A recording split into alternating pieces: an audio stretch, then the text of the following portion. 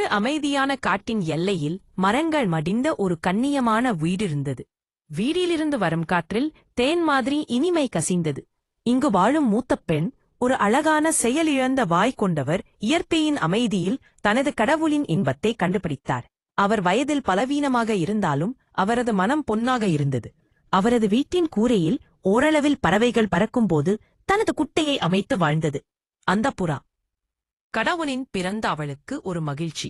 ஒரு நாள் தனது முட்டையை உருவாக்கி அதை உயிரைப் போல காத்தது.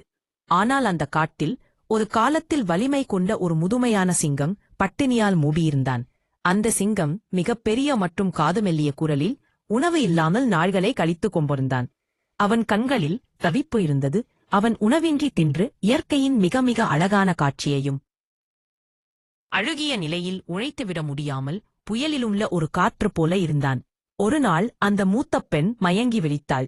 அவரது நெஞ்சில் ஒரு துடிப்புடன் அருகில் வசிக்கும் ஒரு முதியவர் வந்து அவரது வீட்டில் ஒரு பழத்தை, அந்த அன்னாசி பழத்தை கண்டுபிடித்தார்.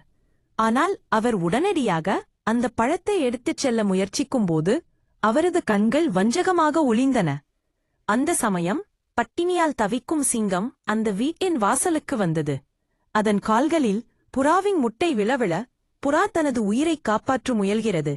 அதன் சிங்கத்தின் முன்னால் அந்த மூத்த பெண் மயக்கத்திலிருந்து விழித்து புறாவை காப்பாற்ற முன் நிற்கிறது. அவளின் இருதயம் அவர் காத்திருக்கும் புறாவின் முட்டை போலவே அவளது அனைத்தையும் காதலித்து தியாகம் செய்கிறாள். சிங்கம் ஒரு குரலுடன் குரல் கொடுத்து அவர் காப்பாற்ற முன் நிற்கிறது. அந்த முதியவர் மயக்கத்திலிருந்து விழித்து புறாவை காப்பாற்ற முயற்சிக்கிறாள். தெளிவான முடிவு உங்களின் கையில் உள்ளது.